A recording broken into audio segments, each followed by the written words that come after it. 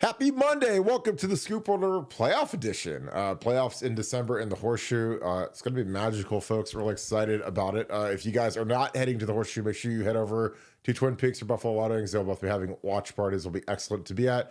Get your kid out from there as well. Two excellent establishments, two huge benefactors of Buckeye Scoop. But yeah, this is one of the biggest news days that we've had. Five-star quarterback in the portal, Aaron Nolan, is gone. He's taken off. They revealed that Jaden Ballard is not with the team, as is Gabe Powers. Again, not huge losses, but notable that they are not sticking around when Devin Brown is. And also, again, this is going to be a humongous challenge for our guys, but they're playing at home, and it's going to be a war. Our guys got to get ready to go. I mean, this seems no joke, and they're coming in, and they're going to be excited to play. They've never made a playoff, so it's going to be up to the Buckeyes to play their best game of the season. That being said, if you guys enjoy our content, please leave us a like. Click subscribe. Also click that little alert bell. Again, we appreciate you guys kicking on this each and every night. The biggest Ohio State show in the world. It's not even close, and it's all thanks to you guys. It's a huge show because you guys make it one. We never forget that, and we're very grateful to our first responders as well. If you feel that you qualify for one of our pay-it-forward subscriptions to BuckeyeScoop.com, please send us a note, BuckeyeScoop@gmail.com. We signed up a ton of you guys, and that is people that are military, police officers, first responders, firefighters, the people that protect us and make this country work and make it safe. Thank you. It's a little thank you. All of our super chats go into the fund, and we signed up hundreds of people in the last couple of months. They are pouring into our inbox. So again, we appreciate you guys. Again, we love our police officers. I know that that's not fashionable throughout the country, but here it's very fashionable, along with our military, because they keep our country strong. So we appreciate what you guys do. Again, you guys are not forgotten here, especially those of you that are abroad and away from your families. We love you. We're praying for you, and we think about you guys constantly. So again, a little bit of something as a distraction. You can look at BuckeyeScoop.com. And thank you to our members that contribute to pay it forward via the super chats. Again, this is an amazing community, and we don't take it for granted. So with that being said, going to bring in my good friend Nevada. Nevada, huge day, big media day. Both sides met. They gave up both head coaches, each coordinator, and 3 or 4 players on each side between Ohio State and Tennessee. Ryan Day, Chip Kelly, Donnie Jackson, Will Howard, and Trey Henderson all worth the mic today. Where would you like to start? Anything compelling was said? I mean, a lot of these questions are wastes of oxygen, but there might have been something you might have gleaned out of the couple of hours worth of conversations that were had. Where would you like to start?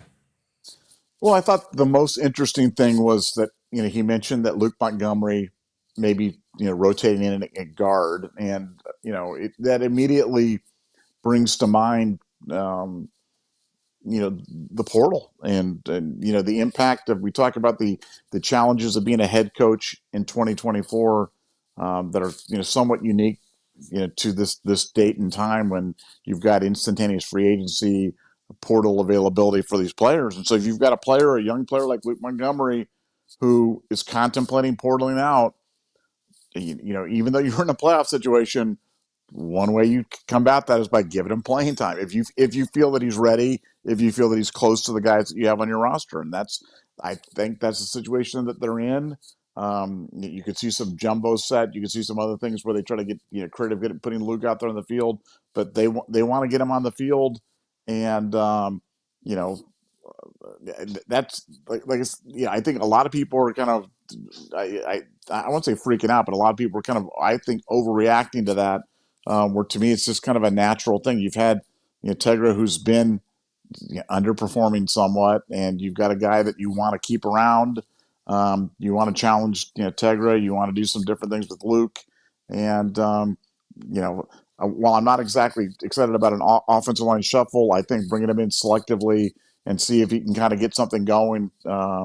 I think it just probably serves to motivate both players best, and keeps a player in the program that they really want to keep in the program. They don't want to lose Luke Montgomery. They feel like he's smart. They feel like he's versatile, can play a number of different spots on the offensive line. But I thought that was the big thing. I thought everybody else, Will Howard was his usual poised self. Chip Kelly was, all about. I mean, he just kept stressing that they didn't feel like they put the guys in a position to succeed against Michigan, and they're bound and determined not to make that same mistake again. And I think for, Ryan talked about how aggressive they want to be now offensively. So, getting a lot of those buying signs that we're going to see good Ryan. We're going to see 2020 Clemson Ryan. We're going to see 2022 Georgia Ryan. But it's time. We'll know shortly here in a few days if that's what we're going to get or if that's going to be. But I really, from everything that I'm hearing, I do not believe that Ryan is going to go quietly into the night, because we all understand the implications of Ohio State losing again at home. If I don't want to rehash the worst case scenario. Frankly, I think that too much has been done about that, and I just want to kind of be looking forward and anticipating our success and our moving on to playing a Rose Bowl game against Oregon, because I really think we're going to win. I think Ohio State's going to win. I like the mood. I like the demeanor. I like the way that expectations have been kind of lowered for the team. I like that when people start to doubt things. When you went into the Michigan game, nobody was doubting. Everybody was it was a coronation. How bad are we going to beat them? What's going to go on? Blah blah blah blah blah. And this is exactly the opposite. I mean, the fan base has definitely turned down the Buckeyes. They know it. They know that people have given up, and I like that position for Ohio State, because I think that the one place that they're not being underestimated is in Las Vegas. That's not the end all be all. They were multiple touchdown favorites against Michigan and managed to spit the bit. But I think they're going to play well on Saturday, and I think it's going to be. I think it'll be their finest hour. I think it'll be. This will be the first day that we play a complete game. I feel like it's going to come all together, and I think we're going to have a really good outing on Saturday night. And Ryan knows he's got to let it rip. He's got to play aggressively, and I think that's exactly what the game plan is going to be for the Saturday night. Yeah, I think the Luke Montgomery thing was really interesting, because I think that it's now or never for Luke. I mean, Luke's you got to understand, this is a kid. He seems young, true sophomore, but they burned his red shirt the last years, which I think is a horrific move on the part of the coaching staff. And if I was his father, I'd be very upset. Now, I don't talk to Luke Montgomery's dad, but this is a guy that hasn't played at all. I mean, he was the jumbo guy as a first. He actually played more as a true freshman than he did this year.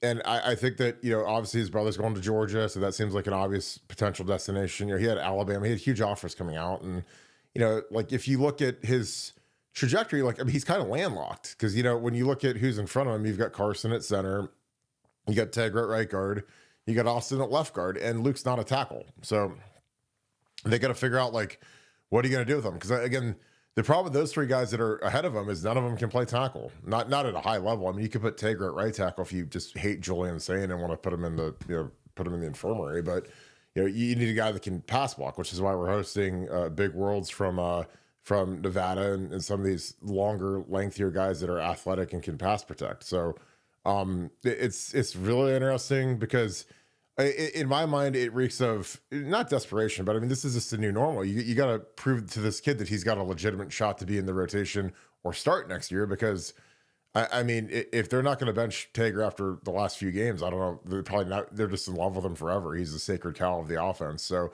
I think that Luke's got to get in there, and he's got to finish blocks. He's got to play hard. But this isn't Soda Pop Popinski that he's going against. I mean, this is the best defensive front that we've seen all year by far. Like, the more I watch these guys, I mean, Penn State was close, but as a total unit, these guys their front's better than our front. And our front's really good. These guys are better, and they rotate 8 guys, and they're really deep. And so, if Luke's not good enough to play against Indiana or Michigan, then why do you think he's good enough to play against these guys? But that's the plan, because that's the new normal with the portal. Again, the portal adds this wacky, it's like the Uno draw 4 wild card thing. That's what the portal is, where it's now Jaden Ballard and Gabe Powers. Jaden doesn't play at all. I mean, he's a gunner or whatever, but Gabe Powers is a core special teams guy. He's gone off the team. He's not with the team, not practicing. And again, I get it. I mean, I know that they talk about the brotherhood, and the brotherhood is real and sacred brotherhood, but I couldn't imagine bailing on my dudes in a playoff situation where we can win it. We're the number 4 team to win in the favorites right now. Get on your DraftKings or whatever. We're number 4 to win the national title. So it's not like we're 12, and the funny thing is, if in a prospective matchup versus Oregon is a 1-point favorite against us. That's it. Not 7, not 14. So as much as, there's a swath of the fan base that wants to quit on these kids can't quit. And again, this is a good lesson for these guys. It's like, they're with you as long as you win, but you lose that Michigan game. It's a cleanser. And again, people get sick of, we lost to Oregon, we lost to Michigan, like the cleansing's over, but the playoffs are all that matter now. And again, I know people are going to bash me and say the game and whatever. And again, I've got more wins against Michigan than everybody watching the show combined. I promise you. And a national championship, you trade it all for the Natty. If you win that national championship, it erases all the sins. It makes us into one of the greatest. This is the greatest Ohio State team of all time if they run the table. Because again, they didn't get any favoritism out of this seeding because they got to go beat a really good Tennessee team. Which again, that's all that matters at this point. Not, everything else is just all hypothesis. But then you got to go see Oregon, who he played to a 1 touchdown. And again, that was a game where we didn't. Obviously we still had Seth, but we lost our starting All-American left tackle in the first quarter and a half or so. He was gone. We had to put Zen out there, and he hung in there, and we got down to the basically a shot to kick it through the uprights, and that's the best team in the country. So then you get through that, and then you got to go see Quinn Ewers in Texas, and then you got to go see Georgia and Atlanta. So I mean, if you run that gauntlet, it's the best Ohio State team in history. So that still is alive, despite the beatdown from the fan base and the beatdown from the national media and Michigan and Sharon Moore being a douchebag, his little flag plant thing again. So I just think that these guys, if you want the ultimate revenge, it's still in front of you, and you have to basically sell everything you got. You got to sell the farm to go win this one on Saturday to keep this thing alive. Because again, the thing I tell these guys, I'm like, look, when you get in that locker room, a Saturday before the game, I say, look, if you guys ever want to play together as a team, you got to sell out tonight. You can't take it easy. Can't jog to the ball. You can't not finish your blocks. You can't not finish your runs. You can't half speed your routes. You got to go get it. And because again, if you do that, you get another day. If you don't, it's over. And again, we've never been in the situation with a playoff this deep. Now we've been in the 4-teamer, of course, and we've lost the first round a few times in that, lost the championship to Alabama in 20. But this is a chance this is the first Ohio State team in history that could really have total redemption after not hitting any of their goals. I mean, that's something where, we had that chance against Georgia a couple years ago after we lost to Michigan. But this is a 2-loss team, and normally that means death. And instead, we're in this thing and we're rolling. So, I'm optimistic. Now, again, you have to help Donnie against 27. They're that end. He's absolutely fantastic. And Donnie, again, and I knew exactly what Donnie was going through when he moved out to tackle versus Penn State versus Abdul Carter. Abdul Carter I think he's better than 27 James Pierce from Tennessee. But it's really close. I mean, to me, they're the two best defensive ends in the country, especially from a pass rush standpoint. And you have to help Donnie. I'm just telling you, and it's not Donnie's fault that he hasn't played tackle in 4 years. But out at Penn State, they didn't help him at all, and he was laid off the ball. And he even talked about it in the thing. He's like, I got nervous and I was worried about his speed, and I'm like, dude, I've lived that. And so again, the fact that they put him out there in Happy Valley in the noise versus the best defensive end in the country, they didn't help him at all, was absolute insanity. And Donnie gave up 2 sacks, and it wasn't pretty. Probably could have gave up about 4 if it wasn't for Will Hard being, a magician. But again, there's things you can do to fix it. And the guy that really needs to step up this week is JJ. Jeremiah Smith has to be Plaxico Burress when the New York Giants went to Lambeau Field, and it was the coldest game in the history of mankind, and Plaxico is an absolute man out on the field and drug the Giants to victory the year that they won the Super Bowl. That's the tape. I would show that to say, JJ, go home and watch this. Because Plaxico that day, no sleeves on, monstrous stat line, and it's going to be cold. The ball's going to feel like you're throwing around a cinder block, but you got to catch it. If you got to body catch it because your hands are numb, it doesn't matter. It's I always tell people, because people see me at this time of the year, I wear sandals and shorts everywhere I go. And people say, are you crazy? Are you going to die? And I'm like, no, there's no such thing as bad weather, just soft people. Don't ever forget that. And I say that to these guys. I'm like, look, if you're worried about the cold, go sit outside all night when you're playing Xbox. Sit there in your shorts and t-shirt, get used to it. Because once you get used to it, it doesn't affect you. The only people that make a big deal of it are, our fans, because they're going to be soft and they're going to be their little blankets and all bundled up and freezing to death. But when you're a player and you're out there, you don't get cold. I mean, if you don't play and you're one of the guys that's holding the bench down, then you're probably going to get cold. But the guys that are out there, it's not going to affect at all. So harden up, stiffen up, get ready to go. Got to run this ball. And again, like, we got to get out on the edge, and you have to get JJ 20 touches. Like, JJ just has to be the guy that puts us on our back, because that's the matchup we can exploit. Now, again, if we don't throw it to him, then that's awesome. That's like, fight Mike Tyson in the early 90s and tie his right hand behind his back the whole game. And hopefully he could still make it work. But that's what we did in the Michigan game. And again, Chip Kelly was apologetic for having the worst game plan in Ohio State history, but he's got to do better. And again, that's where we're at. And I think that this team's, they're motivated. I think Will Howard's one of the best leaders in school history. He was clearly hurt versus Michigan, which killed us. But there's no excuses. And this is a chance for redemption. And I think these guys are going to take a big swing at it. They have to, because again, this is for Ryan's legacy, for all these seniors' legacy. Like, this is it, because you lay an egg in the horseshoe versus an SEC school. It's going to be rough. But again, I think that those guys know that, and I think that they want to go do better. Again, they talked about the fiery meeting. We had a biggest podcast in Scoop history where we went into detail about the people that were calling out the people, that how vulgar and obscene and how nasty it was. Because again, there had to be an exorcism after that Michigan game, and it happened. And those guys talked about it a little bit today. And I know most of those media guys had no idea about it except for what they read on our website, but it happened. And I think that that's good, because I think it's better to air the grievances and try to fix them than it is to just, pretend they don't exist. And I think it'll be good for the team.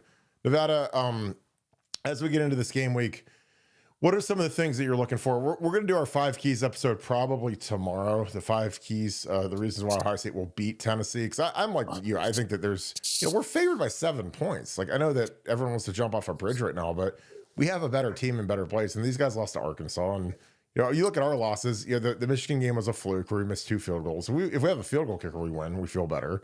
And we lost to Oregon by 1. So I like the positioning of this team. I love our skill versus their DBs. You just got to get the ball out in space, man. You can't just try to run it up versus their front, because their front's really good. And if we do that again, then I might shoot Chip Kelly into the sun. But I don't think we're going to. What are your thoughts? Well, yeah, you better shoot Ryan Day into the sun, because it was Ryan Day's directive to win the rushing battle. I mean, that was the directive. So as much as I want to jump on Chip, and Chip certainly deserves a big portion of blame, I mean, the marching orders were from Ryan on that. And he talked about that today. Chip talked about that. They talked about how sometimes you get caught up and myopic about goals like winning the rushing battle or establishing the running game. And, my concern, I don't doubt that they're going to throw the ball to JJ this weekend. My concern, and Chip talked about this as well, is teams are scheming to take that away. I mean, they're double teaming him. They're playing 2 high safeties, and when you've got a 2 high look like that, it's hard to get the ball to them. So you've got to really get creative in how you manufacture touches, whether they be on jet sweeps, whether they be on that orbit action, or whatever else they're going to do to try to get him the ball. But they've got to get creative in terms of, because I've lived it as a Packers fan for a year, when Rodgers and Devontae Adams used to be cooking, and some teams would just scheme to take away Devontae, and they would just do it, and Rodgers just kept trying to jam it in there. And sometimes you do that, and you can, your offense can really start to struggle if you're just force feeding it. So I'm hoping they've got a good plan. That Tennessee's going to scheme to take away JJ, but if they're double teaming JJ, that means somebody else is open on the field with our depth of wide receiver talent, running back talent. There's got to be other guys that you can go to with the ball, but I know they plan to air it out. And look, it's going to be cold. Doesn't seem like it's going to be much more than cold. They'll be able to throw it, and I expect JJ to have a big game, but I think it's going to be really incumbent upon Chip Kelly to figure out creative ways to get him the ball, because if you just try to send him down the field and try to beat him over the top, I just don't think Tennessee's going to allow you to do that. I think Tennessee's going to roll that safety over the top, and do that, you're going to end up with some long turnovers. And then fans will be screaming. If fans scream that you don't throw in the ball, then if you throw in the ball too much or they've got coverage, you're going to be here screaming. So I think Chips needs to be in his bag on Saturday night. And, I know they'll be aggressive. I just hope that the aggression is smart aggression and not just kind of trying to prove a point or trying to placate JJ by getting him the ball at all costs. Because sometimes having a guy run as a decoy can free up other things that you want to do, and that can be equally effective.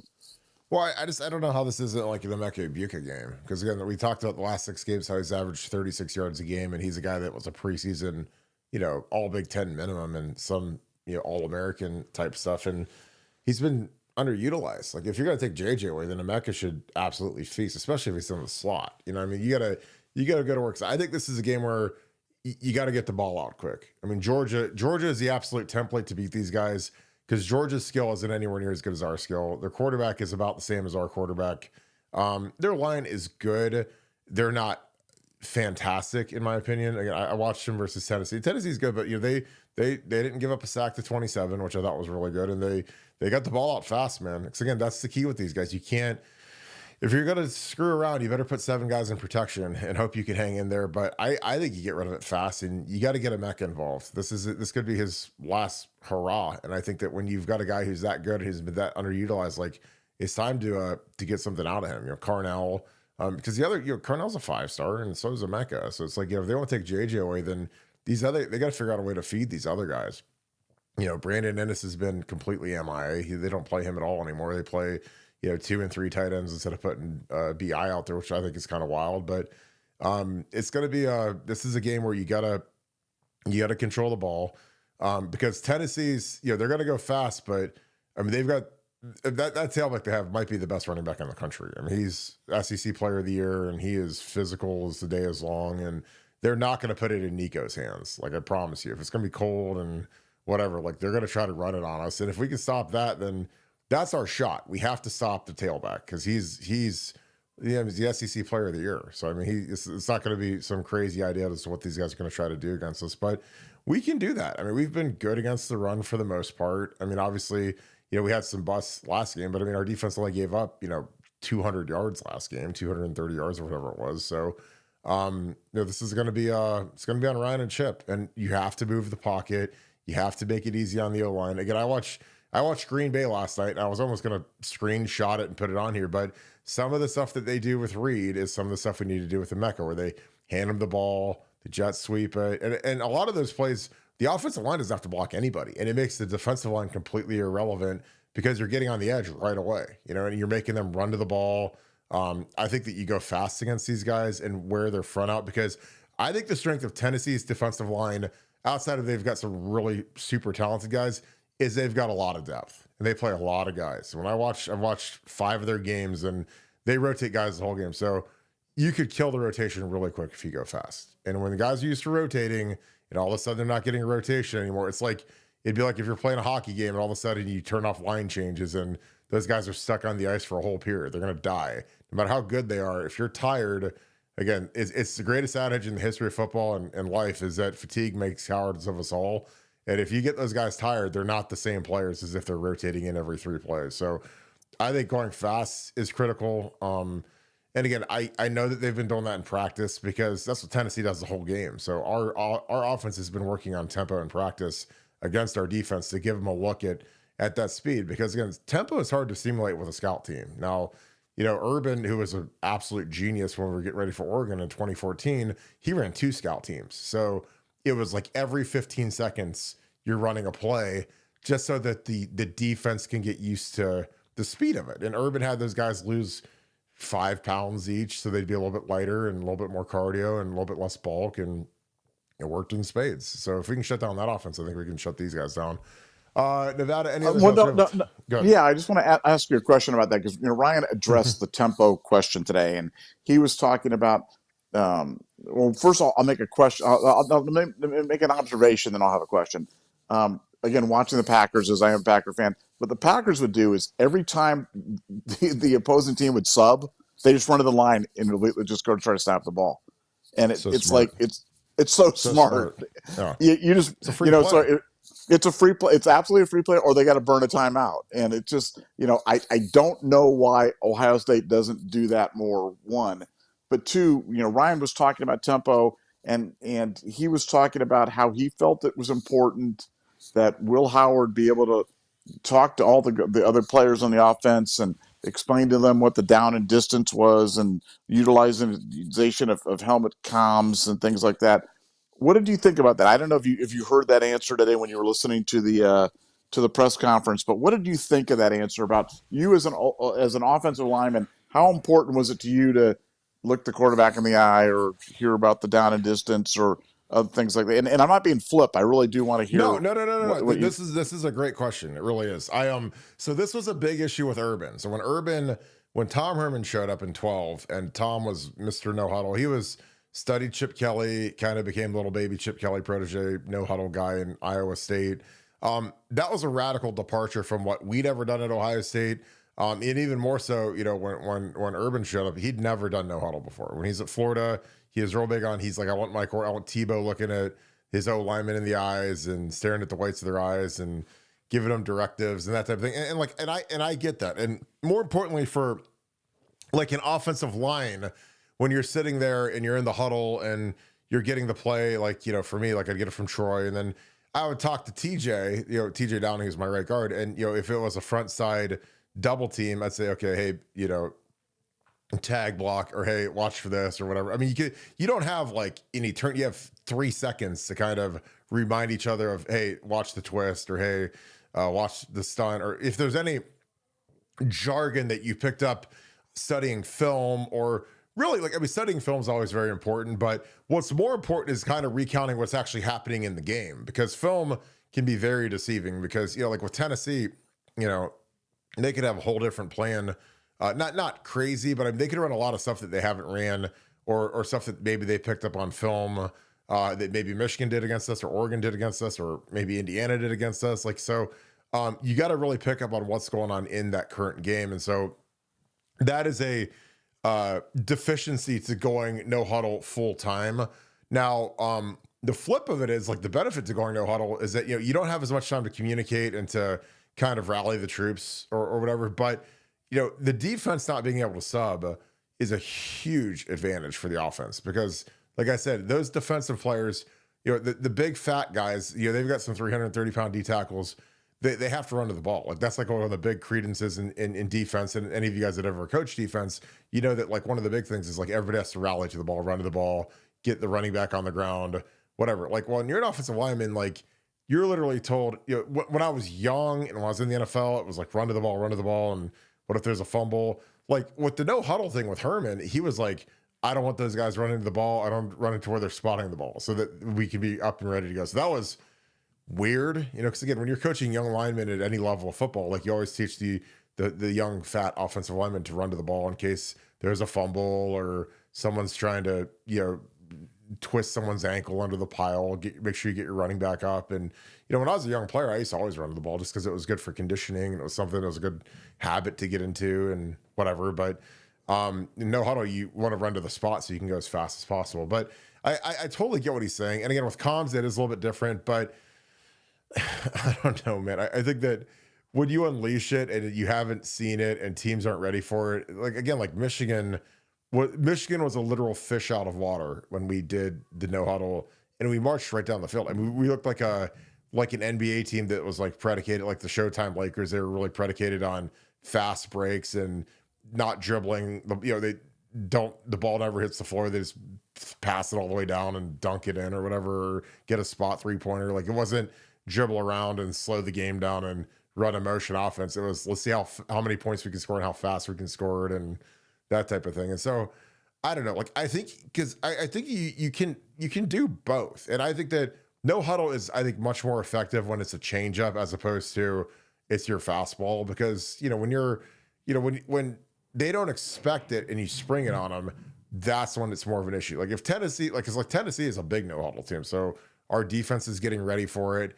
It's something that, again, the guys like Urban, who's, the greatest big game coach maybe ever, literally, he had our guys lose weight for the Oregon game. He ran 2 scout teams, and I was sitting next to you when we played Oregon in 14 in that championship game, and that first drive, man, I was like, God, Oregon might score 100 points, because they marched right down the field on us, and then our guys kind of caught their breath, and they got their legs under them, and then they shut them down for the rest of the game. And that was a defense that, as we've looked at statistically, isn't as good as this defense, but when you look back, I mean, there's always this kind of a gaudy thought about how good they were because they beat Oregon, and that was the Heisman winner with Mariota. But I think it's a valid point. And again, I think that there's there's pros and cons to it. You're not going to be as organized when you go fast, but neither is the defense. Like that's the thing. The thing that I like is, and again, I lived this when we would go jet speed tempo in 2012, and like,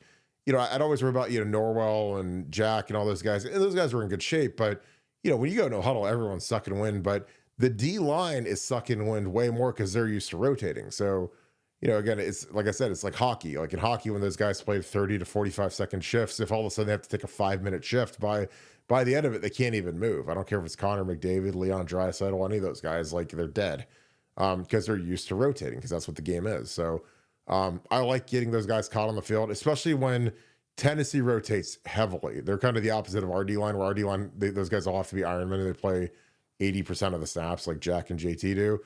Tennessee's guys are like 50%. Because again, I watched the tape and I'm looking at it, I was like, is that number 10 or is that number 27 or all the different guys that are all over the place? Because they run a lot of guys through. So when they're used to rotating, you can really spring it on them. So I don't know. I love tempo. And, like I said, I was literally sitting with you and I was like, oh my God, they're running tempo versus Michigan. This is what God listened to me. They listened to the podcast. I've been saying I would tempo these guys and make Mason Graham, their best player, tired and don't let him rotate and, make him run all over the field. And we did it and we scored before halftime. And I was like, oh my God, we're going to tempo the whole second half. This is what we've been waiting for all season. And we mothballed it for whatever reason. So I don't know, but just my opinion. Anything you want to add to that, Nevada? Because again, I think that was pretty comprehensive, but it's a great question. Because again, I used to like talking to TJ in the huddle just for a second to see what we were getting. I mean, it was always strategic. I mean, we goof a little bit, but not too much like in a big game, but it's always good to kind of remind each other. That's something that you lose when you're at the line of scrimmage because you don't want the defensive lineman to hear what you're talking about. So when you're sitting right at the line of scrimmage, you can't really say the same kind of stuff, but I don't know. Your thoughts? Well, I just think that, you talk about how Tennessee likes to rotate guys and 50% of the snaps. And I just think that you use that against them. It's the old, art of war thing in terms of turning somebody's strength into a weakness. And, if they're going to rotate a lot, go fast, go to the line, catch them with too many men on the field, make them call their timeouts. They're going to have a problem with that because if you go fast, the one thing they can't do is sub. And you catch them in some bad spots by doing that. And I think Ohio State, I'm hoping that Ohio State utilizes it. I'm hoping that, Ryan gets away from the kind of joystick. I like to call every play with a real look, and we're 121st in college football in terms of like number of plays. We go so slow, and that is a Ryan Day directive. And I just think that's a mistake. They've got to go faster. They've got to increase the number of plays. And especially against a team that likes to rotate. Tennessee is probably at the upper end of the spectrum in terms of rotating. Use it against them. Go fast, negate all that, and mess up their rotations. And I think that'd be a big advantage for Ohio State. Yeah, it is. Like it's like in 300 when Leonidas fights the Persians and the hot gates. It is like their numbers count for naught. And again, like if they can have all the depth in the world, but if those guys can't get on the field because we're going fast, then it doesn't matter. They can have 100 defensive linemen that can play, but if they got 4 that get stuck out there because we're going jet, I mean they can try to sub, but if we don't sub, then they can't sub. If we sub our personnel out, then they get, that's when the umpire stands over the ball and holds it so that they have a chance to match substitutions. But if you don't sub, then they have no right to sub. They can try to run guys off, but if we go fast enough, it's not going to end up well for them. So we have a ton of super chats, so we're going to start rolling into these. Any thoughts, Nevada? And we'll get rolling to these. Well, no, I saw that Will Conroy is committed to 2026 lineman, committed to Oklahoma. So I just wondering if we should cancel the season or if we should continue to soldier on without him.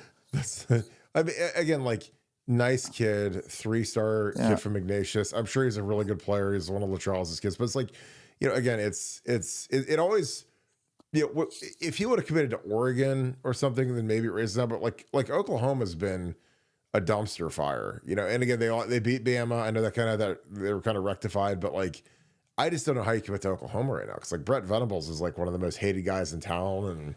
And they've got a really good offensive line coach, Ben Bredesen. Like if you said, we need to go find a new guy to take Fry, I mean, that'd be one of the top guys I'd go for. Cause he's had a lot of guys go to the league and he's a great recruiter, but I don't know. Like I said, I think that when these kids commit this early, I'm just like, I don't know. Let's wait another year and see how things go and whatever. Because I just, I mean, to just randomly commit as a junior and you're from Ohio to Oklahoma, it's just like, it's fine. Like I said, we'll survive. And congrats to the kid. Charles thinks he's a great player. I mean, that's all I kind of need to know. But here's the thing, and you know this. Nevada, you know this better than anybody in the world. I know it better than, as good as you do.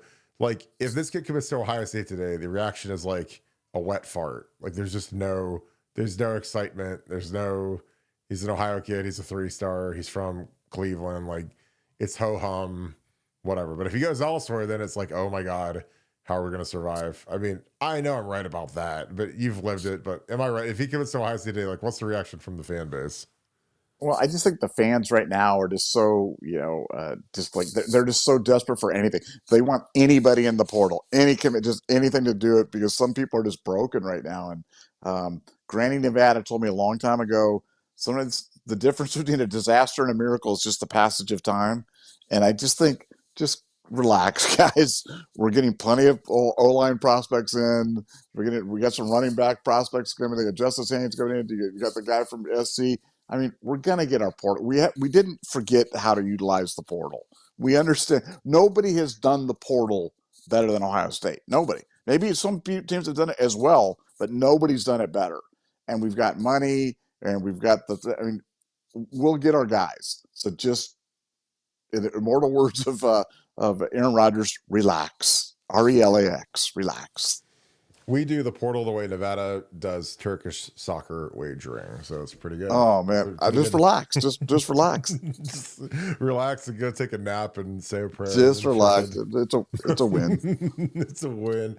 Iowa Buck, thanks for the 10. Appreciate you, my man. How many hours a day do players spend at the dad on a game week? I'm thinking that means the WHAC. I'm guessing. What is the typical player's schedule like during the season? Thank you for all you do. Listen every night. Appreciate you, Iowa Buck. I'm guessing that's the WHAC, even that says the dad. So the Woody Hayes Athletic Center. It's if they practice afternoons, which I'm guessing they probably do. It's usually if you practice at say 3, meetings usually start at 2. Or like 1:30. So you get to the Woody about noonish, 12:30ish. Get taped. I mean, sometimes you have to lift. Like on Monday, usually the whole team, most guys on the team get lifted on Monday. The normal week is obviously you play a game Saturday, so your work week starts Sunday. Get in, watch film, get a lift in. So I'm sure yesterday, since we didn't have a game to break down, we were watching Tennessee film. They went out and practiced. They did a light, probably 45-minute practice, hour practice, no pads on. They did senior tackle yesterday. Monday is mandatory day off. Per the NCAA, you have to give the guys 1 day off, so they take Monday off. But everybody comes and gets a lift in. You have to lift on Monday. Tuesday is your hard practice. I don't know. I'd imagine they're in shoulder pads, probably not in pants at this point. And by pants, I mean they usually put shorts on. Because later in the season, like there's just not as much contact because the guys are beat to death. Like they're not feeling too hot at this time of the season. So you got to get them to the game as much as you want to put the screws to them. Like some of these guys are just beat to death, like at this point in the season. So Wednesday, a little bit lighter, probably shells, I think this time of the year. Thursday, no pads. So you're at the Woody, I'd say from noon or 1 o'clock till about 6 or 7 every day. Go eat your meal out, head home and veg out. It's a little different right now because these guys don't have school. I think that exams are obviously done. Congrats to a lot of those guys that graduated, like Zen Mikulski and Donnie and Ty Leak. A bunch of those guys walked in graduation yesterday, so congrats on them. But this is kind of a fun time. Now, I don't know if Ryan has these guys come in now in the morning because they don't have school right now, but there's like kind of that fine line where you can't kill these, you can't wear them out, but this is also the most important week of their lives. So if in doubt, I guess have them come in for meetings and do whatever. But again, there's not like I don't think that there's a 40-hour rule in the once school's out, because then they have a 40-hour rule, so the kids aren't stuck at the building all day and then they can't go be student athletes. But most of these guys do online classes anyway, so they don't have to go to class anymore. So, but yeah, it's every bit of 6-7 hours a day, 5-6 days a week, so like 42, 49. And again, like the Woody Hayes is much different, and it's much better now than when I was there, because they've got a lot of stuff you can do post practice, like cryo chamber. They've got like hydrotherapy. They've got a lot of stuff that I would have been like living in the cryo chamber, because I love cryo. But a lot of stuff you could do for preventative. Like I used to do the cold tank after every practice, because it just naturally just feel way better when you do it. So that takes a little bit more time, but you still want to get out of there and get off your feet. And I was always real big on telling the guys, hey, when you go home, just like chill, like drink, make sure you hydrate and play your Call of Duty or whatever, and watch Netflix, watch Landman or whatever, and just relax and study some film. The thing that's nice now is these guys can obviously study film from anywhere with their iPads, but I'd say probably 40 hours a week, and then you gotta get ready to go. I mean, because come Friday, it's pre-game rituals and walk through and go to the golf course and have your meal, and then head to the hotel and do your pregame. And then Saturday it's gonna be a long day Saturday, because those guys gotta hang out in the hotel until about 4 o'clock, and then they head to the stadium and get ready to rock. So yeah, that's pretty comprehensive. But like Tuesday is the big work day. You got to get through like once you get through Tuesday, Wednesday, then everything's kind of downhill, because Thursday's no pad practice, and you don't go against the defense. Like the defense, however many periods you have to go against the actual first team defense basically determines how hard the practice is. So like when you get to later in the season, you go against the first team defense kind of less and less, because the guys are beat up, man. I mean, you gotta there's this line that you have to go through when you're a coach, like how much physicality do you need at this time of the season versus how beat up are the guys, and you got to kind of get that to where it kind of levels out. So Nevada, do you have anything to add to that? I don't think I could possibly add anything to that. That was the perfect answer. The most A plus answer. The The most comprehensive. If you answer every question that comprehensively, minute by minute, we'll be here till midnight tonight if you answer every question as comprehensively as that one. So that was a great answer, Kirk. Well, that's good. Well, the Packers played last night, so we don't care. So you ain't got nothing to watch. Go Pack, go.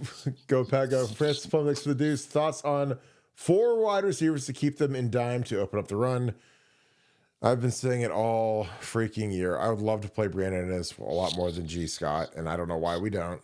Brandon's played. It's been shocking how little Brandon's played this year, but I'd put Brandon out there just to stretch him out. And again, we sprung that on Michigan. We went 5 wide, and they'd never seen that before, and their heads about exploded. So, you got to match personnel. If you want to leave a linebacker and have him cover Brandon Inniss, Brandon's going to destroy him. So, again, I'm about quick throws, get them out of their stuff. And the big benefit to when you run that spread with 4 receivers is they can't disguise blitzes, so they got to show what's coming, or else, they're going to get cooked. So I like it. Nevada, your thoughts on some 4 wide receivers to keep them in dime to open up the run? I've been saying it that for whatever reason, Ryan likes 3 wide, one running back, 1 tight end. That's kind of the standard formation for them. And I'll never understand it, because I agree with you. I'd get your best athletes on the field, and I'd run the RPO action, that zone read stuff with the offset back with 4 wide, and Trey back there or Quinshawn back there with Will, and make the defense stop me. But that's just me. I'm not sure how you would stop that. I'm really not sure how you would stop that. And I know these are smart guys. I know these are accomplished guys. I know these are experienced guys. It's hard for me to understand how they can't see that. But maybe we'll see it on Saturday. So fingers crossed. No. Brendan, Shelley, what's up, brother? Thank you for being on here. Thanks for the 10. I hope you're having a great day. And thanks for always being on here. I always notice you, and I appreciate you, my dude. Any truth to that Ohio State is pursuing Quinn Ewers in the portal? Ooh, wouldn't that be an amazing reunion? I don't think so. I mean, again, I've got good sources on this one. I think that and he's got huge offers on the table. Like, I mean, I'm talking 8-figure offers to play quarterback at places next year. But I think he's going to the league. I really do. I mean, I think that he's through 4 years. Would it benefit him to come back for a 5th year? Yeah. Especially when you can make a 1 year basic like mini signing risk. Because like Quinn, like, he hasn't developed the way people thought. I mean, I think a lot of people, obviously, when you're the highest rated player in the history of composite rankings, you think he's going to be the number one pick in the draft. And he's not even mentioned in the top 15, 20, 30. So again, when you start sliding down there, it's like, do you come back and do the Bo Nix thing and go to Oregon for a year? Or do you go somewhere and throw it around and have a great cast around you? And, I don't know. I mean, there's something's you got to decide. I mean, again, it's not, the beauty of NIL is like it's not all or nothing anymore. It's not if you come back, you got to be poor for another year and eat ramen. Now these guys are, they're living lavish and they've got all the stuff they need, and they can go take a crack at improving their stock. Because Quinn, durability has been a concern. He's been hurt a lot. The guys in the NFL get bigger and faster than the guys in college, and frankly, it's our Texas's fan base is a lot like ours. Like a lot of Texas's fan base, they don't like Quinn. They want Arch Manning, and there's people in the fan. There's a lot. I mean, a lot of the fan base wants Arch to start the playoff game. So I think it'll be interesting to see what Quinn does. I don't think he's coming back to Ohio State. If it happened, it would be the funniest thing of all time. I think it'd be amazing to watch him in Chip Kelly's offense right at JJ because, wow. But then do you lose Julian Sayin? So, I mean, Julian is going to be the starting quarterback as of right now. So if you bring Quinn in for a year, Julian Sayin is going bye-bye because that's how this stuff works. So there's no, like I tell people, this isn't free agency. This isn't the NFL draft where you can, sign Kirk Cousins and then draft Michael Penix and, hey, you guys get to, we've got the succession planning because, if you have Julian and he's been told he's going to be the starter and everybody else leaves, Aaron Nolan left, Devin Brown left. I mean, Lincoln Keenholz might leave. Like, if you go get Quinn Ewers, man, Julian's going to leave too. So is 1 year of Quinn better than multi-years of Julian? I don't think so. But again, I don't think we have to worry about it anyways. Nevada, your thoughts? Any truth to Ohio State pursuing Quinn Ewers in the portal? No interest. I mean, Julian Sayin's the man. He's the guy, obviously, as you mentioned. That's why Devin announced he's leaving. That's why Air announced today that he's leaving. And those guys went for honest conversations with the offensive staff, asked about the future, and they know the answer. They know the answer. I mean, Julian is the answer, and like you said, you can't bring in a guy and short circuit his development one more year because then you lose him. So it's a delicate dance that you've got to kind of thread the needle on all this stuff. But it's Julian or bust for Ohio State for the next couple of years, and then after that, it's Davian St. Clair or whomever else kind of grabs the reins. But Julian's definitely the man, and he's a good one. Yeah, I mean, Julian's the best quarterback in the country from last year. I mean, I'd take him over any of those guys, over Dylan Rail or any of them. So Julian's got rare traits and skills, and he's like an Aaron Rodgers type. He's a genius. So, those guys are excited for him to throw him the ball. And the guys I talked to that talked about Julian, they're like, yeah, he's a stud, and they were not in on air. So they were right. D Sunny, thank you for the 5. When there are public conversations about someone losing their starting spot, how involved are the parents? Do they have direct access to Ryan Day? Well, yeah, they do. And again, I think that this is like, like for instance, if Ryan's threatening to bench, an offensive lineman or offensive guard or whoever, and he's coy. He doesn't mention names, but we can imagine who the names are after the Michigan game that he might be potentially threatening their jobs. And parents do get involved because again, a lot. The thing, my rule with my mom is I told her don't ever call anybody at Ohio State ever. And the only time she ever did was my 2005 when I was coming back from an injury. She called Jim Bowman and asked if she could bring me a cake for my birthday. And she stayed at the Blackwell, and I wanted to kill her. I was like, don't ever talk to Jim Bowman or Jim Tressel ever again. Because again, I don't want my parents are not going to be, my dad's obviously dead, so he's not going to call nobody. But my mom, I do not call, don't ever call. Don't ask for anything. If I can't figure it out on my own, it's fine. But I don't need my parents politicking. Because again, it's a double-edged sword. And the one thing I know about like when you're a parent, you're politicking with the coaches, it never like improves the positioning for your kid. It puts your kid in a much tougher spot because the first time he loses contain, or he misses a tackle, or he gives up an interception, or he gets scorched, like there's going to be like this whole file of information that's going to come out and say, oh, well, remember when you were talking to me about your kid playing more, and he's missed 7 classes, he failed 2 drug tests. Urban was the absolute master. He would have these files on these kids that were like this thick, and any indiscretion that you ever had was in it. So if you wanted to walk into his office and complain about your kid having no playing time, then guess what? He pull out this file that for some of those kids it was as thick as the Old Testament, and they'd put it on the desk and go through.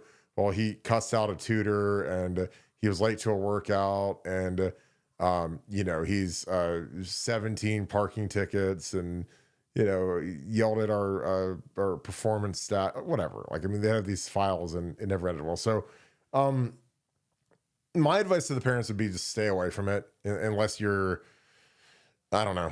But again, a lot of these parents, they think that they're agents. They've watched Jerry Maguire one too many times, and they think that they're steering their kids along. And again, that's part of the thing that's kind of, it's made the profession much tougher because with NIL at stake and potential deals and playing time, like, there's a lot of crazy parents that treat their kids like lottery tickets and not like kids. And again, I get it. If your kid potentially could be a first round pick and change the dynamics of your family forever, then that's great. But, I still think that it's never in the best interest of the kids to go be a helicopter parent, but it works for some. And again, it really depends on how malleable the coaches are. Because if they cave to that, then we're probably in trouble anyways. Nevada, you've dealt with this kind of stuff, and in all kinds of realms, dealing with kids and parents, and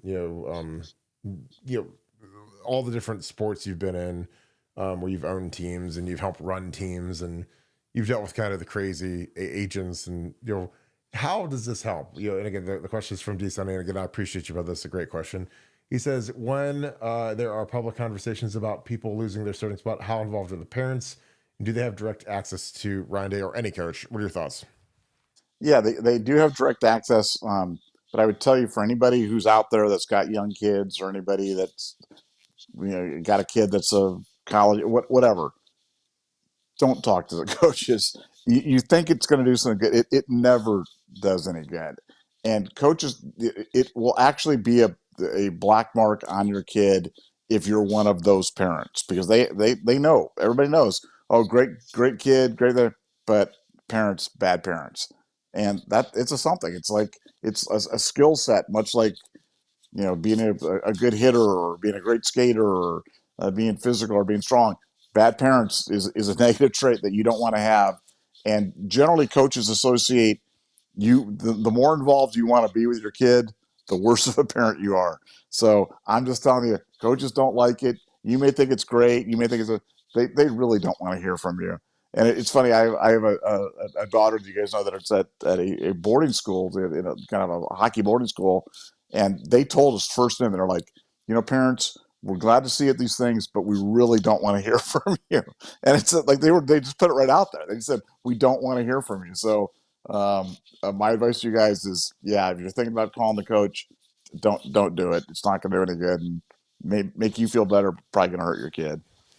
Yeah, and you'll gain the reputation of being psychotic and crazy, and it's just not like, again, we had parents like when I was there, and I'm just like, oh god, here we go, and they complained to hey, Tom Herm, hey, why are you running my boy so many times, or why are you, when we're the coaching staff, man, we're just trying to win the game. If that means we got to run Braxton Miller and 25 times, and that's what we got to do. I'm sorry, it's like this. I mean, you signed him up to play for us, so we're going to do what's in the best interest of the team, and kind of is what it is. There's always like these, because again, for a lot of these parents, like they think they're agents and their kids are their lottery tickets, and if their kids make it, then they make it. But like, stand on your own 2 feet, dude. I mean, it's the best thing you can do. And again, anytime you talk to the coach, it really puts your kid in a bad spot, because because kids they're not Terminators, they're not infallible, they're not artificial intelligent robots. They're gonna screw something up, and when they do, in the back of that coach's mind is like, well, if your daddy would have spent more time teaching you how to keep contained instead of complaining about the scheme or the coach or the this or that, then maybe you'd have a better shot. Because again, it's real, and coaches are spiteful. And again, when parents show up, man, it's like we'd have parents that bring their lawn chairs to practice and sit there, and I'm like, oh my god, kill me. It's like if my mom ever, I say, my mom couldn't draw 11 on a grease board if you gave her spotted her 10, but she never came to a single practice, never came to a single scrimmage. I was like, and that's how. And again, I was happy about that. I was like, don't be helicoptering around. Kevin Bartow, thank you for the 5. Appreciate you, my friend, and also thank you for the deuce. I see you got a question down here, so I'll get to that right after Buckeye 1. Thanks for the deuce. Appreciate you, my friend. Why can't our coaches just adjust the O in game?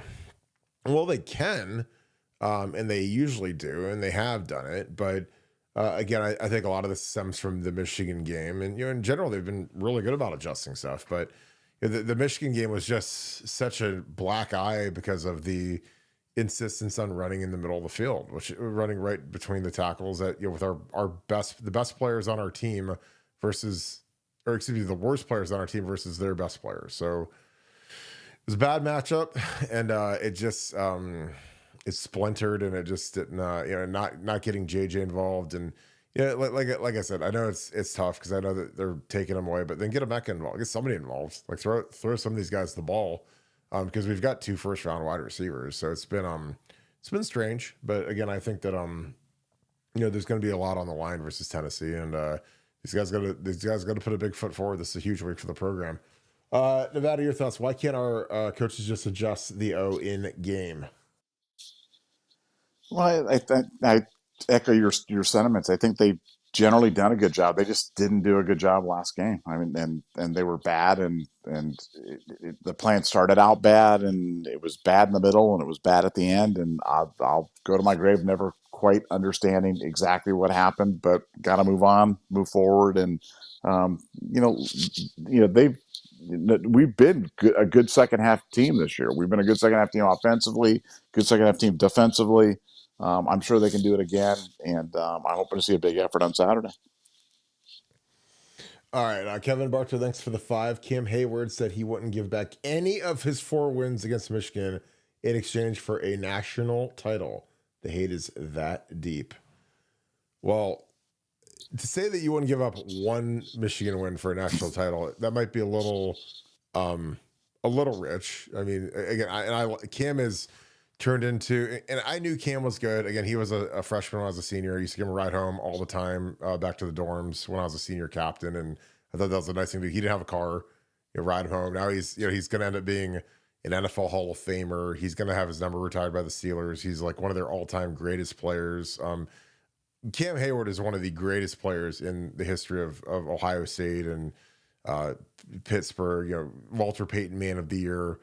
So again, there's nothing bad I can say about Cam. And he was an absolute monster on the field. He started as a true freshman at defensive end. So, and that was on our defense in 2007, which was number 1 in total defense. And we gave up 60 yards a game on the run or on the ground. I mean, we were suffocating. We were so good. And so he's entitled to his opinion. Now, I said I'd give up all 6 of my gold pants and my 4 Big Ten title rings. I'd give all that up for 1 natty.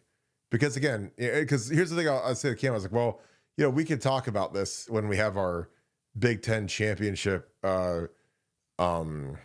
reunion on the field for 2007. When they honored the 2007 team at the 10-year. Oh wait, they didn't. Maybe they'll do the 20-year in 2027. Oh no, they won't. Because again, around here, if you don't win the big ring, they don't honor you. Doesn't matter. You're just another brick in the wall. Which again, I'm fine. I'm not sad about it. I don't care about it. I don't want recognized because again, I love the standard of Ohio State football. The standard of Ohio State football is so incredibly high that it literally makes me proud. I love the fact that if you don't win a national title, they don't recognize you. Again, I know they recognize our undefeated team in 12, which is great. I was a part of that too. But that wasn't a great Ohio State team. I don't care what Urban says, and Urban knows that. He does. It's just kind of funny. We played a soft schedule, so we played the we were like the Indiana Hoosiers that year, like where we just happened to be undefeated because we played a bunch of bad teams. We played Central Florida and Cal Berkeley, and we didn't play Oregon or Texas or anybody that could beat us. So, that was great. But in general, if you don't want a national title, they don't recognize you. And again, good with it, completely fine with it. So, but if you want to be part of like one of the truly legendary teams in the history of the school, like you got to win a natty. That's it. If you want to have your number retired at Ohio State, you have to win the Heisman, or you have to be, Bill Willis, who's in every Hall of Fame ever and he broke the color barrier. So he did some amazing, incredible things. So, any other school in the nation would retire Orlando Pace's number, and there'd be a bunch of numbers retired at any other school. But here the standard is the Heisman or Bill Willis, and that's it. So again, I love Cam and I hate Michigan as much as I hate Satan, but you're not gonna see me praying with Michigan after them, I promise you. But I can't stand anything about them. I hate Sharon Moore.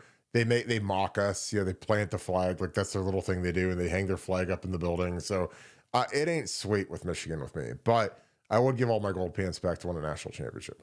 Period. And again, that's what I keep saying about these guys. These guys have a chance to win a national championship and shut everybody up. And again, I hope that they win it and they don't even have a rally at the stadium, because I'd be like, all you people that quit on us, you guys don't get to come to our national championship celebration. Now you guys all have to stay home and cry and be misery that we lost to Michigan, because that you can wipe all the sins away if you just focus and lock in for a month, which these guys could do. Again, we're the number 4 highest betting odds to win the thing. So, you put us on a neutral site versus, some of these teams, like, why can't we beat them? Your thoughts, Nevada? Cam Hayward said he wouldn't give back any of his 4 wins versus Michigan in exchange for a national title. The hate is that deep. Oh, your thoughts, Nevada?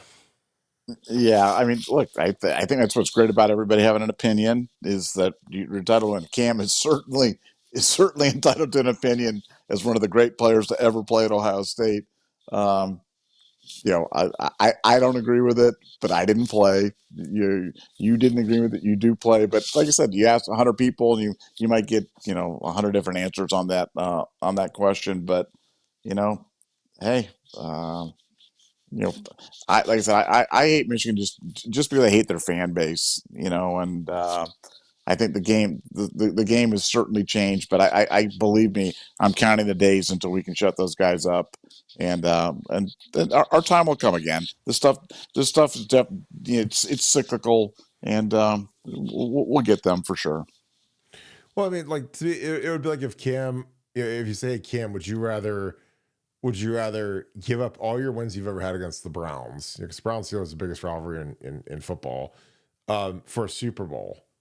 Like, I just, they don't put your wins against the Browns on your tombstone. No, they do with Michigan, Ohio State, 'cause that's once a year and it's different. But the national championship is far and away, like, that's what cemented Jim Tressel into the Hall of Fame. It's what cemented Urban Meyer into the Hall of Fame. It's the national titles. The record against Michigan is great. But the thing that people remember is how many natties did you win, and that's something that, frankly, it's hurt Ryan. I mean, Ryan hasn't gotten a national championship, and Trust got one in year 2, and Urban got one in year 3. So it's it really puts the standard at an almost incredibly impossible level, and it hurts Ryan, because it's he's on year. I mean, he got the job in 19, so he's on year 5, 6, 7-ish. You're getting into 7, and it's going to be, you got to win that natty pretty quick. Josh Ribideau, thanks for the 5. So if they double JJ, wouldn't it be smart to hit Brandon and Emeka with crossers all day long?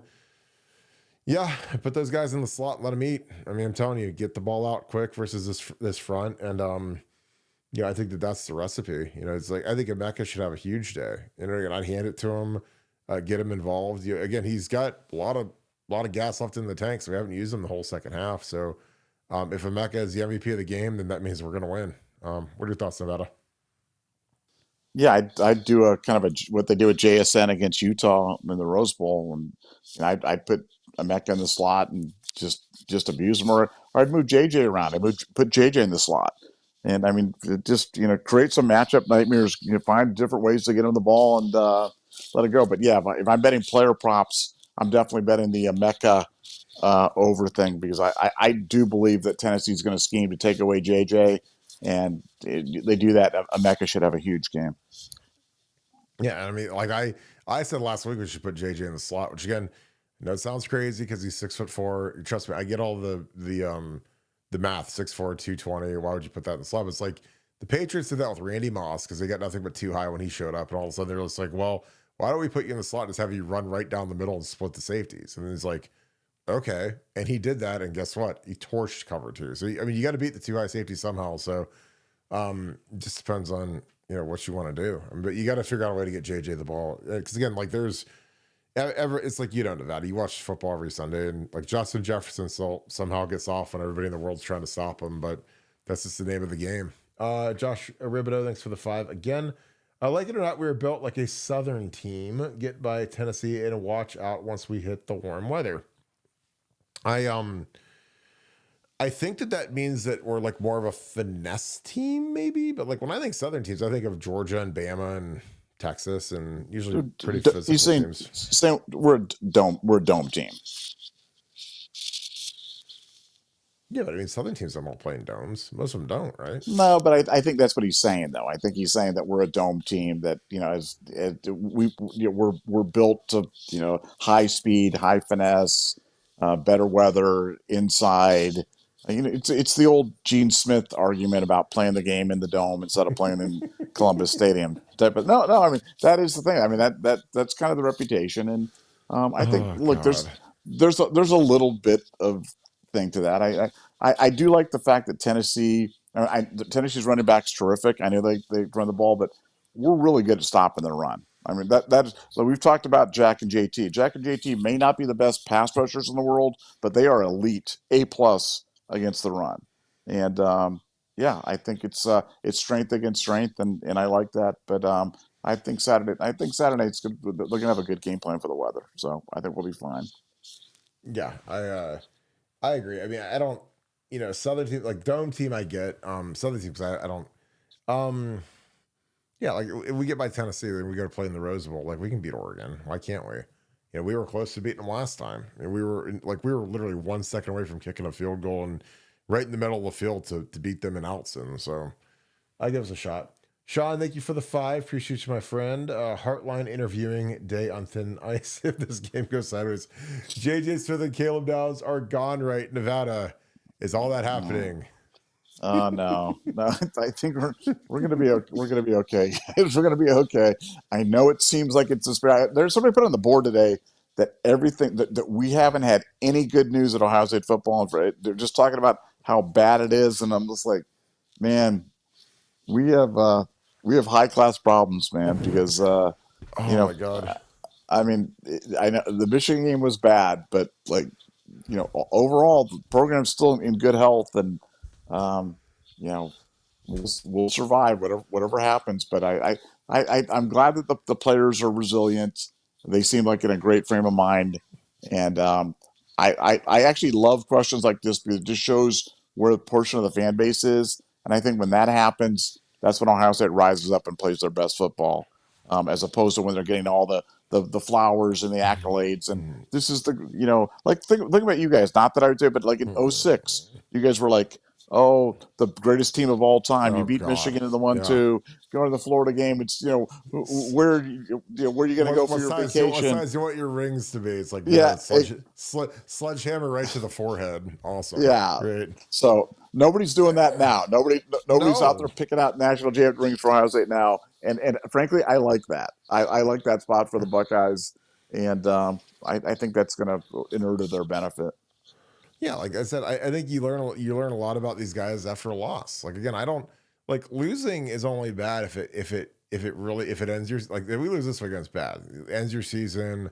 Losing to Michigan's terrible. Obviously, there's no good way to put it, but there's lessons to be learned, and obviously you can learn a lot from a loss. And these guys all have to do some reflection, and and one of it is like, hey, it's kind of like close ranks and let's roll. Because again, like I said, I'm always going like that a big portion of our fan base doesn't have to play in these games because they'd roll over and die so fast. It'd be like, I quit, like I'm done, like it's over. And again, like we are favored to beat these guys. Like we're favored. These guys lost to Arkansas. Like they're very good. They're not gods. I mean, they've got. They bleed too. So I mean, if we go out there and play our game, then we're going to win. So this is what it is. So Brian Hartline's got to interview for jobs every single year that he's here until he gets one, until someone pulls the trigger and decides that he's the guy.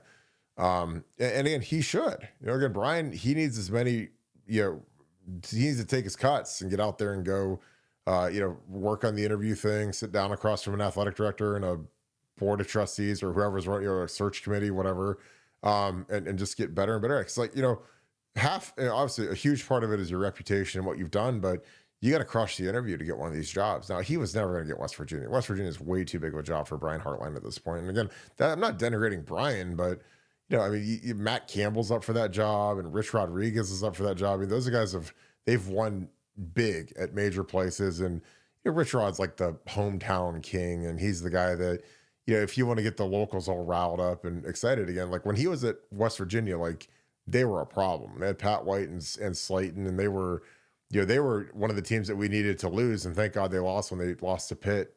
That got us into the title game in 2007 after we spit the bit versus Illinois. So, but he's going to interview every year. Just is what it is. He's a hot young guy, and he's got the look, and and recruiting guy, and so in 80 eventually he's going to pull the trigger on Brian. He's going to be a head coach because again, these guys all want to be head coaches. So the fantasy and the stupidity of Brian's dream and his whole entire life was just to be a wide receiver coach. No, he's not.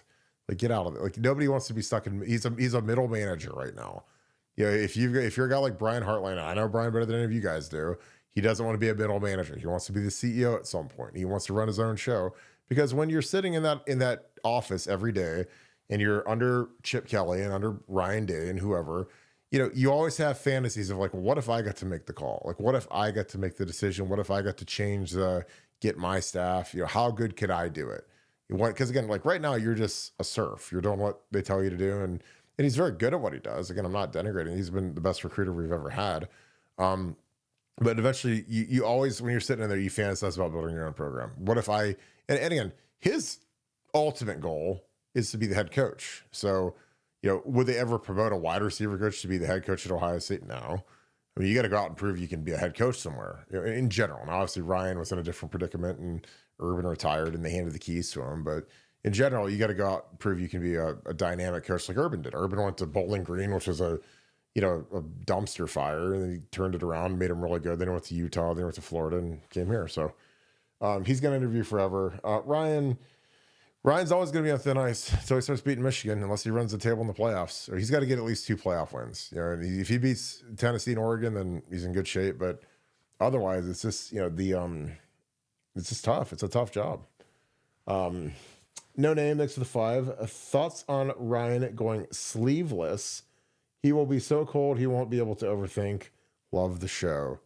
Nevada, will you be there sleeveless to support your boy Ryan Day or no? I mean, he could be beardless, the rosy-cheeked assassin, and those rosy cheeks will be nice and bright red there from the cold. And sleeveless would be good. Now, did you ever you played sleeveless, right? Or did you wear the long sleeves when you went out there? What was your? So here's what's funny. I wore long sleeves one time my freshman year and never did it again. I hated it. So okay. The only time I'd wear long sleeves is if it was in the summer and we did conditioning and we were all fat and we were trying to lose some weight. So we'd wear long sleeves then. But when it was cold, our rule was no long sleeves. Like when I was with the Chicago Bears with Lovie Smith, nobody was allowed to wear long sleeves. It didn't matter if you're Devin Hester or any of those guys. So when I played, I mean, you don't need long sleeves for anything. So yeah. And plus they don't do anything after 5 minutes anyways. When you're out in the cold, like it's not like they're not battery operated where they warm up all of a sudden. You're going to be freezing regardless. So no. Yeah. You should have done like the Angel Reese thing where you wore like the one leg thing down the thing and had the other one without it, like a knee pad, or the knee brace on one knee and didn't wear the other one or something like that. That'd have been cool. Yeah, they say that I'm like the Angel Reese of the show, and you're like the Caitlin Clark. Like you're the real star, but you have to be subversive to me. You gotta rise me up. And act like I'm as big of a star as you. The show was built on your back, Kirk. Don't ever forget, man. You're the Caitlin Clark. You go to the arena and you sell it out. Then I go the next week and there's only 3,000 people there. So, but we have to act like we're the same. So we have to do Nevada is the Caitlin Clark of Buckeye Scoop for sure. Boy, it's funny because it's true. Oh, funny because it's true. Subsidize our league, please. Oh my god. Oh my god. Good times. Mark Pollitt, thanks for being an ultra member. Thanks for the 5. What kind of cake, Kirk? Did you eat it? Did I eat cake?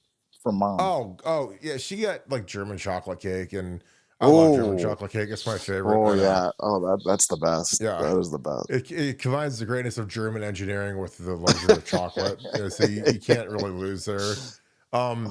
But my mom, it's funny. My high school coach, Keith Wakefield, he's like my favorite human being on this earth, and the funniest human, the meanest, angriest, bare-brainedest type guy in the world. But he was funny, and he used to always call her Edith Bunker, like from Leave It to Beaver, like Edith Bunker, because my mom was so clueless. She had no idea about football, no idea what was going on. She's always scared I was going to get hurt. My mom was like the ultimate like chicken. I don't want to say the S word after her, but that's what I'd call her. And I'm just like, I'll be okay, Mom. We'll survive. We're tough out here in these streets. But yeah, I ate like a little piece, but I was so mad that day because I'd been on a pitch count. So I missed 3 games, and then we played Illinois, and Illinois was terrible. And we beat them like 54-10 or something. And I played 10 plays that game because I was on a pitch count, trying to see how it did. Then against Northwestern, I was supposed to play like 25, 30 plays. We go out to walk through, and I'm ready to go start. I'm ready to play the whole game. So I'd practiced, and I felt good, and the knee felt strong and whatever. And I had a sleeve on it, so it was fine with the compression.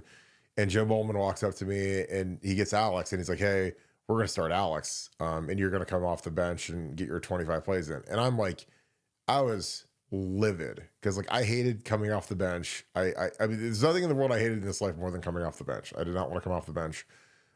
So I didn't start. So then, of course, my mom, who's, clueless, comes out, "Oh, we're bringing a cake." And I'm just like, after I find out that I'm not starting, and I started the next week against Michigan, I got my 20 plays in, whatever. But it's just like, I was so heated and angry that it was unbelievable. But she just was clueless. And what do you expect? So thanks for bailing me out there, Nevada, because I completely forgot about that story in the cake. But she showed up to the Blackwell, and she actually called my offensive coordinator to ask if she could bring me a birthday cake on Friday before game. All cake stuff, man. I'm always paying attention to cake stuff. It's German chocolate cake. Now, do you have a negative association with German chocolate cake now, or have you made peace? No, I still like it. I just don't like when she brings it to me the day before a game. Because I get like when you start winding the clock, man, you don't need any stupidity or distractions. And I'm not the most, I was kind of like a feral like ghoul when it came the day before the game. I was not very approachable, very happy. I wasn't Mr. Congeniality leading up to the game, but you guys know that. You guys can tell by my disposition. I wasn't really about the cake and candles, and I don't even celebrate my birthdays now. Like, I mean, it's funny. Like, I turned 40 this year, and like I didn't even know it until Kim told me. I was like, oh, great. Like, I mean, because I don't get presents. I already own everything I want, so nobody can buy me anything that I need. And it's just like, people are like, why don't you celebrate my birthday? Or I had someone say, well, you forgot my birthday, and I was like, I don't even know my birthday. I can barely know my kid's birthday. My wife, if it pops up on Facebook, maybe, but I just, I'm here to podcast. That's what I'm here for, baby. One Bucks fan, thanks for the deuce. Appreciate you. And also thanks for a single right after. And then thanks for another deuce. So you got 3 in a row. All right. One Buck fan, thanks for the deuce. He says, is this the week for the notice of allegations? Any news? Nevada, do you have anything new on that? Nothing new. I mean, we're all on Panda Watch for the Freedom of Information Act requests that have been filed back in August for the original formal notice of allegations that was sent to Michigan.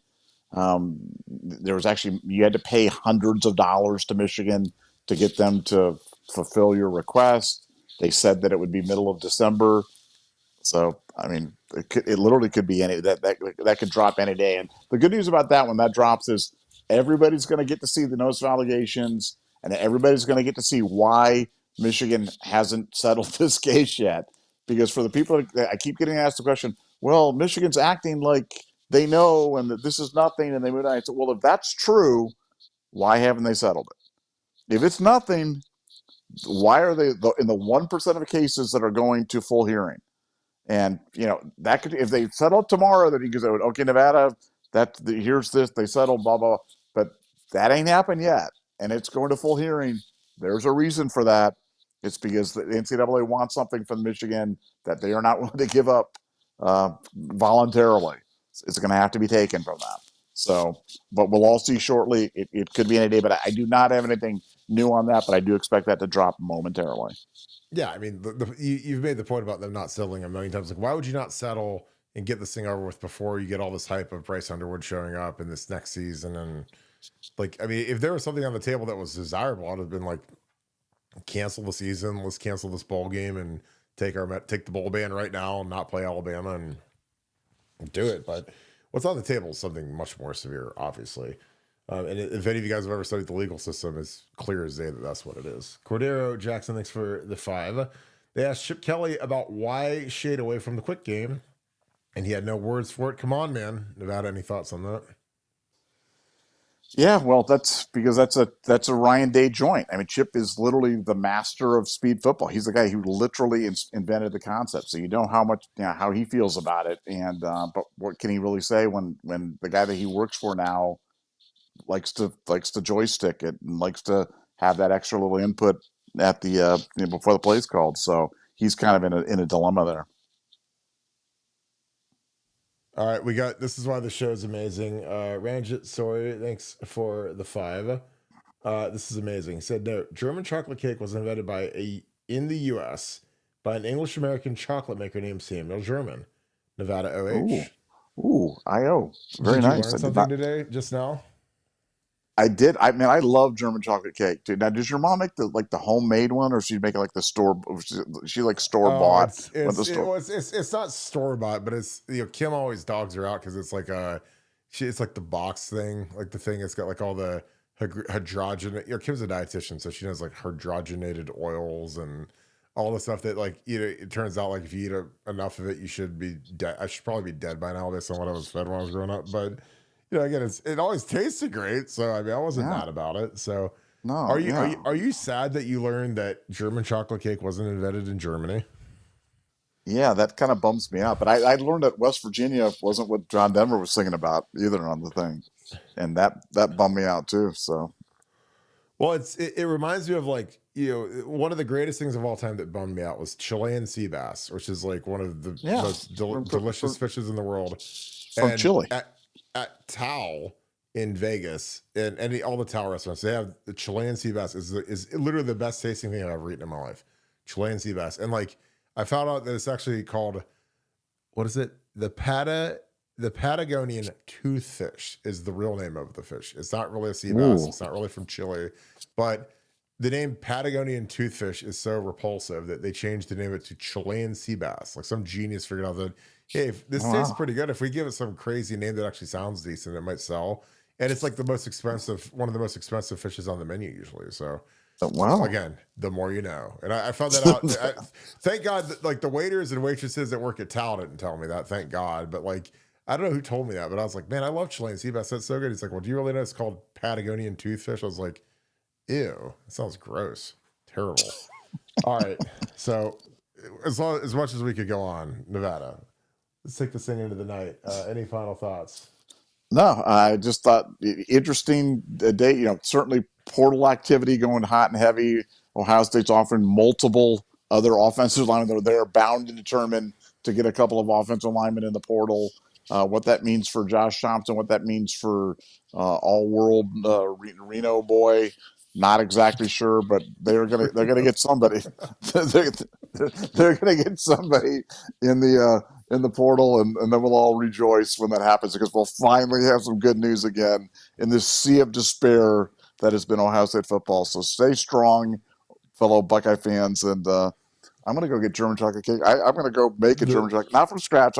I've got a store bought like a super moist, and I've got that butter pecan frosting in the cabinet. I'm gonna pull it out and make myself a German chocolate cake tonight. No, you're not. I am. No, I am telling. I'll take a picture and send it to you. Can we post it on the board? Yeah, I'll do it. I'll send it So to I'll make sure they add the thumbs down feature to your thing. So it's got like you. 900 thumbs down. The Oh Nevada yeah, Buck German chocolate, it, the it'll be in my Patagonian toothfish cake. it'll be in my stomach by the time I get things done. I'll send a picture. I'm gonna do it. Hey, as long as you keep hitting those bets, man. Because if you lose one of those things, it's gonna be coming back out of your stomach. So we don't want I'm at college at Charleston right now, baby. Let's go up 25. Let's that. go, baby. Let's go. Let's Let's go. go. Lay the points, Nevadabuck. All right, let's wrap this thing up.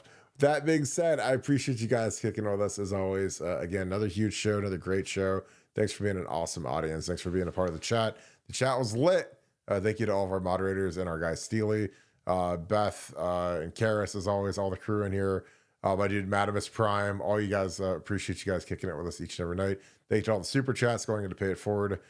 Great time of the year. If you guys would like to gift a sub to BuckeyeScoop.com, if you have an Ohio State fan that wants to know what's really going down in the program, our message board is crazy right now. Tons of good inside information is popping up basically hourly. So it's always lit on there. And again, I appreciate you guys so very much for being a part of the community. With that being said, again, if you guys enjoy our content, it's always helpful to like it. That's huge for spinning us up the algorithm at YouTube. This is the #1 Ohio State channel because of what you guys have done. I just appreciate you guys doing that. So spread the good word. Make sure you hit that alert bell because when you get the alert when we go live, which generally at 7:10 now, it's kind of our standard time. So you guys can kind of note that. But again, we just appreciate you guys kicking with us each and every night. It's so fun. If you do something awesome for myself and Nevadabuck to help grow this show, please give us a follow on Apple Podcasts. If you have an iPhone or an iPad, click on the podcast app, type in Buckeye Scoop, click subscribe, completely free. Takes 5 seconds to do, and it's a major help to us as we try to grow these podcasts. You can also follow us on Spotify if you have the app. You can follow us on both; they're both free. Huge help. Leave us a 5-star review. And again, it's been awesome to watch this thing grow. So, with that being said, thank you so much, Buckeye Nation, and thank you, Scoop family. We will talk to you guys tomorrow night, 7:10, as we roll into a huge game with the Tennessee Volunteers this Saturday. It's going to be a big one. I cannot wait for it. First playoff game in the shoe. First game in December in the shoe. It's a night game. It's going to be amazing. So you guys have a great rest of your night. Go Bucks.